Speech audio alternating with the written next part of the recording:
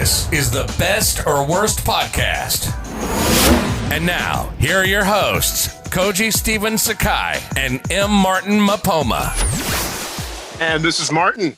And this is the Best or Worst Podcast. Our society is so focused on celebrity, we sometimes forget that regular people lead interesting lives too. Best or worst moment of your lives, hosts Koji Stephen Sakai, that's me, and M. Martin Mapoma. That is definitely me. Are here to let your story out. We put people on the spot. What are you going to hear? It could be funny. It could be poignant. It could be sad. You'll know when we know. Best or Worst is a twice weekly podcast. On Tuesdays, which is today, we get to know our guests.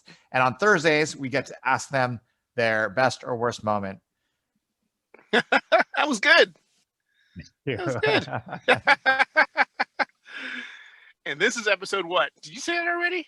I did not say it. That was my fault. Yeah. So no, keep going. No, go ahead. Get started. I don't remember what episode it is off the top of my head. So go ahead. This is a professional podcast we're doing right here.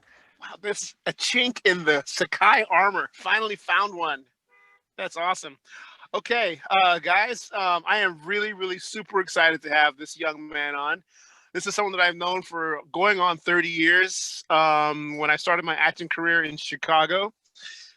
Great guy, and we reconnected a little while back, and it was such a delight getting to know him again and all the great things he has done. And when I talked to this gentleman and got to know what he had been doing, I said, we have to have you on the show, if not for that reason alone.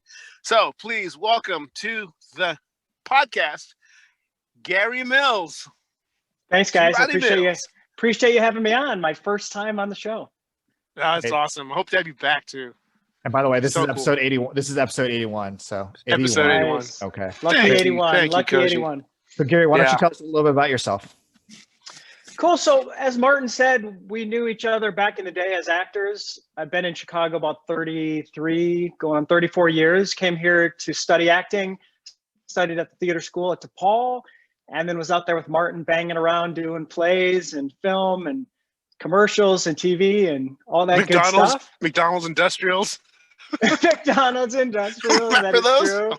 Yeah, of course. Oh. I had one where you had to teach them how to wash their hands. I still remember it. This is how at McDonald's they teach you to wash your hands. It's just like that. Very, very specific.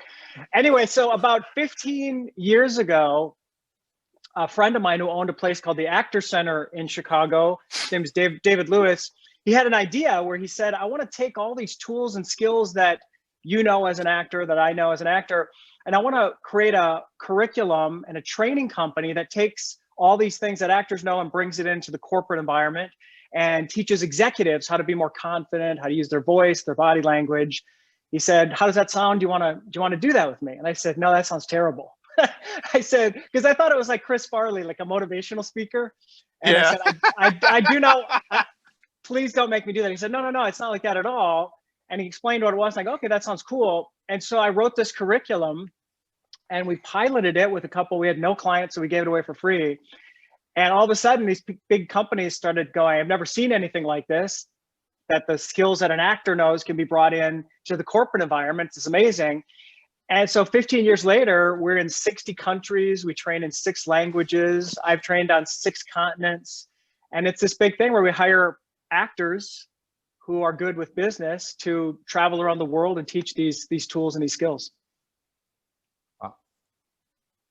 No, nobody can hear you, Martin. Gary. Wait a minute. How come you've never hired me? Just kidding. I'm terrible at business. Never too late. No. I'm totally kidding. That's again, even hearing you saying it again, Gary, is still so awesome. God. Gary, and it makes total sense. Did you always want to be an actor, or is that something that came up? I always wanted to be a writer. And so I've been a playwright and I've been a writer since I was a kid, in probably 4th or 5th grade. I started writing short stories, things like that. I grew up in a very small town in Minnesota, 1,000 people. So this is pre-internet, pre-cable TV. So there's not much to do except, play with your friends out in the park and then read books and, figure out your imagination. That was about it. Did you play hockey? I never played hockey. No, hockey wasn't popular down in my town where we were, but in Minnesota, obviously it's a huge hockey state. But so I went to school for acting and, I did that for quite a while until I transitioned over to this, but I still write. I've got plays that just opened or that are opening. So I can still do that because I don't have to do the auditioning for for the writing part of it. Yeah. Which is nice. You know, Gary, I know you're probably going to mention this, but you've got to talk about, during this whole election period, lift your voice, raise your Lift voice, every voice. lift every voice. You've got to. I think I sent Koji a link to that once, a while back when it first came out, and that was, amazing. But go ahead, I would love to talk a little bit about that. Yeah, I appreciate it. So I wrote this play with a Chicago rapper named Prince Rock, who's a really good friend of mine. We were together working on another project, and my daughter came home from her high school, which was a selective enrollment inner city high school, public school, 4,500 kids, very diverse. She came home and there was an incident there that happened. And she tells us this incident where she says, at the beginning of the school year, the kids all went to the administration and said, we don't want to sing the national anthem anymore at the start of school. We don't feel like we should have to do that. So don't make us do that. The administration, very progressive thinking, said, you know what? We hear you. We're going to put this to a vote. We're going to put it to a vote, and then majority wins. So they put it to an all-school vote to sing the national anthem or not, and the kids voted it out. No more singing the national anthem. So they stopped singing it September, all the way, October, November, December, January, and then February 1st of that year, which is the day my daughter came home, she said the kids were all there ready for school to start. The morning announcement comes over. The principal comes over the announcement and says, we're going to do something a little different today. Welcome to the first day of Black History Month, February 1st. Please stand for the singing of the Black national anthem. And so all the kids, of course, are looking at each other. This was a couple of years ago, going, what the hell is the Black national anthem? And this song is playing. They're not sure what's going on. I thought we voted this out. What's happening? A blonde girl at the school takes out her phone, sends a private message to a group on her Snapchat where she says the following: if we can't play the American national anthem, then they shouldn't be able to play the Black national anthem. And she presses send. One of the girls in that group was a person of color and said, hey, that was a really terrible thing. That's kind of a racist thing you just said. You should take that down. She said, I'm not going to take it down. It's how I feel and it's the truth. So that friend, who was a person of color, takes a screenshot of that message and blasts it out to the student body. So now you have 4,500 kids at this elite, diverse public high school, inner city Chicago, going crazy. And they had to take the blonde girl to security, there were death threats against her. It became a whole thing. So my daughter tells us that story. We look at each other, we go, that's a play we need to write. So we wrote this play called Lift Every Voice, and it's that situation. We just dramatized it and made it a play. And it was produced in Chicago last January at Kennedy King College. Collaboration produced it. And then we brought it back as a Zoom production, which Martin got to see. Original cast all came back, and we did it as a Zoom. And it's not, I haven't announced this yet, but I'm announcing it for the first time here. Dramatic Publishing has acquired it for their catalog. So Dramatic Publishing is not only publishing, but they're going to license the play starting in 2021. Awesome. So it'll be all over the country. Wow. Yeah, that's a great play. Was this Walter Payton or no? This was Lane Tech. I don't usually say who the school is, but Lane Tech. Well, but I doubt that it's a secret anymore. Can I ask, what was the so just going to the original the original beginning of this? What was the issue with the national anthem? Was it the racist language that in the missing verse that nobody ever sings? Or was so the third verse, there's a correct, very very smart, Koji. The third verse. There's a third verse where there's a line in there that, well, Francis Scott Key had slaves, so colonizer, that whole thing. But yeah, there's the third verse that no one ever sings that has some racist undertones. Not great. Isn't it about dealing with your slaves and something else? Yeah, it's about slaves who went to fight with the British, went to fight with the British, and how just kind of giving them no quarter, taking a shot at them. Yeah, taking a shot at them. Yeah. So we wrote this play based on this actual incident, and it's super cool. It's great. And we were, obviously it came about for the production this summer in the midst of the George Floyd and everything else. We wrote the thing 2 years ago before the NFL was singing Lift Every Voice, before all these things are happening in the news right now. So it seemed a perfect time to do the Zoom production we just rewrote it during the pandemic. It takes place because it's a student council meeting. The whole play is a student council meeting between the 6 kids on the student council. And in the play, the blonde girl is the president of the student council. And the girl who is the person of color who was pissed about the text is her best friend, who's the vice president of the student council. And the whole meeting is just this explosive thing between these 6 kids trying to figure it out and move forward.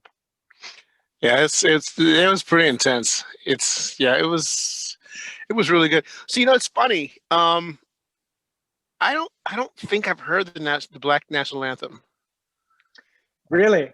Yeah, it's it's funny only because again, if we're talking about little microcosms of the whole issue of racial relations in America, coming from Africa. I'd been here at the time when I met you. I'd been here maybe 10 years after college. So I'd been out in the world, outside of college for maybe 2 years at the most. And going to school in Kentucky, I didn't have any Black friends. There were like 3 kids in my school, in the architecture school, that I knew of color. And you quickly realize that just because you're all Black does not mean you're going to like each other. Right. Which we really, we didn't hate each other, but there was no reason to like glom onto each other. And so, and that sort of stayed with me through, living in Chicago, so I never heard the Black National Anthem. It's really interesting you say that because, sorry, go ahead, Koji. I was just going to say, they play the NBA a lot. So the NBA plays it a lot. Sorry, go ahead. There's a line in the play. It's funny you bring that up. The character, the Black male character in the play is named James, who's like the jock and the big stud in the senior class. And he has a line in the play where he comes back to this meeting. He hasn't been in school all day. He didn't know what was going on. He was at a doctor's appointment in the play. And they're like, have you heard? Have you heard? He's like, no, what's going on? They said people got pissed because Brooks, the principal, played the Black National Anthem. And he says, what the hell's the Black National Anthem? And so I was, as we're putting this script to bed to be published, I wanted to make sure, is it realistic that someone who's Black would not know the Black National Anthem? And so I just wanted to double check. So I called my writing, my co-writer on it. And I said, he goes, yeah, that is very possible. He said, that is very possible that not every Black person knows that this was historically the Black National Anthem. So what is a song called Lift Every Voice or no? Lift Every Voice and Sing. It was a poem in the 1900s. And then they put it to music around 1900, right around 1900, they put it to music. And it became known as the unofficial Negro national anthem. Wow. I didn't know it, but I can pretty much guarantee you that my younger brother, who was, student government president at Morehead in Kentucky, and just, I'm sure he knew it, but I didn't. Koji probably knew it. Yeah, of course. Yeah, Koji's Blacker than I am. I sag my pants more than you, so. You do, man. Yeah, it's funny. Yeah, we can talk about this all day long, but I remember going home with one of my friends from college. One of my Black friends from college when I was in Kentucky. Went back to his hometown in Western Kentucky and went to an all-Black church. And as soon as I walked in, everyone knew right away that I was not from around there. It was so funny. Why? I said, "Where are you from?" And I said, "Well, I go to school at Campbellsville." They're like, "Brother, where are you from?" And I said, "Well, I'm from Africa." And they're like, "Okay." And I'll never forget that. I was like, "Okay." And I looked at my friend, his name was Tyrone, great guy. And I said, don't I just blend in? He's like, nope. Yeah. I was like, really? He goes, I'll never forget. He's like, I didn't want to say anything, but he wanted to say, look, bringing you to an all-Black church doesn't mean you're gonna fit in. Right. I stuck out like a sore thumb. He was just like, all groups have that. I mean, Japanese Americans have that as well. Those that came from Japan are going to be super different. Or Japanese, even if you've been here for like 50 years, you're still not Japanese American. But just looking at them right away. Yeah, for sure. Because it's just there's a culture. It's a cultural thing, right? But anyway, Gary, why don't you tell us a little bit about what are you working on now? What are you doing? Are you writing? I assume right now or something, right? Yeah. So a couple things that are fun to talk about. I produced my first movie. I produced a short horror film called Bed. Yeah, my first time doing this, very cool. Emily Bennett, who is a filmmaker in New York City, who I've wanted to work with for a long time, she wrote this amazing short horror film called Bed. And we filmed it and shot it and did everything during the pandemic. We were able to do it during. It's I think one of only 2 movies that had a SAG okay to shoot this movie during COVID, and it's really cool. It's very cool. When did you shoot it? Sorry. When did you shoot it? We Here shot it comes. like last winter. Okay. Like yeah, a long time ago. But it's really cool. It's 10 minutes long, and she sets them up and knocks them down. We had some really great people. The guy who did the music there's a horror movie on Netflix right now called One Bedroom, which is really great. If you haven't seen it, he does the music for ours. Wow, I've heard about that one, dude. Actually, one of my clients was literally telling me about that. Yeah, it's really good. So it was so it's called The Bed? It's called Bed. It's called Bed. When does it come out, or when can we see it? We are putting the final touches on it in the next month, and then the plan is to probably get it into film festivals. There's a bunch of festivals that her last movie got into, so we're talking to people, how that all works. But it's very cool. I'm excited to share it. I'll let you guys know when it's out and available. Okay. Can you tell us a bit about it, or no? Yeah, it's a woman who has experienced some sort of very, very influential trauma. Like this trauma has really shaken who she is as a human being. We never know quite what the trauma was. And the gist is she is trapped in this apartment and she's terrified of her bed. Oh, wow. Well, wow, that's great. And how long? You said it was 10 minutes? Yeah, it's about a 10-minute short. Right. That's awesome. Are you writing, so you write screenplays as well? I don't write screenplays. I mean, I've written one that was produced, indie film, but most of my stuff is writing either books or plays, because I know I can get plays produced because being around in Chicago, all the producers, and they've produced plays of yours before. I can get them on the phone and go, hey, what do you think of this? You want to read it? Versus a movie where I don't really have Hollywood connections that I can get that done. Like Martin, of course. Yeah, I'll do what I can. Gary. I just want a small role. Nothing like top billing above the card and all that kind of stuff. Right. But I'll see what I can do for you. Of course. All right, Gary, this is so much fun. And we're going to continue this in the second half of our show, where we get to know your best or worst. So, Koji, you want to take us out? Well, to be correct, it's not second half of the show. It's the next show. No. Okay. Second half of this interview for sure. Our second episode. Yeah, second episode. Next episode. Gary's best or worst. Yes, Gary, man, it's been awesome. Thank you so much, Gary, for Thanks, coming. Thanks, guys. Appreciate it. And please, everybody, rate, review, and subscribe to this podcast. It's how we're gonna keep surviving. So please, any kind of help you can do is much. Tell a friend. Tell friends. Thank you, guys. Peace out. Peace. Bye.